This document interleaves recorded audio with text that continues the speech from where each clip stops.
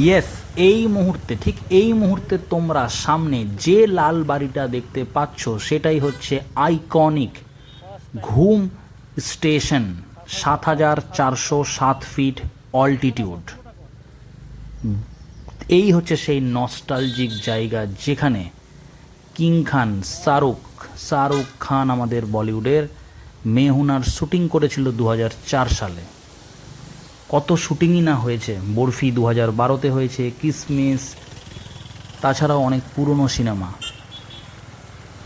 অনেক স্মৃতি রয়েছে এখানে। এই সেই ঘুম স্টেশন, ভারতবর্ষের সবথেকে উঁচুতে অবস্থিত রেলওয়ে স্টেশন,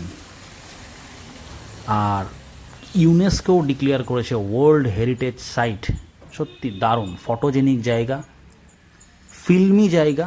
1891-এ স্টাবলিশড হয়, প্রচুর ইতিহাস রয়েছে, অসাধারণ প্লেস, জাস্ট মুগ্ধ হয়ে গেলাম।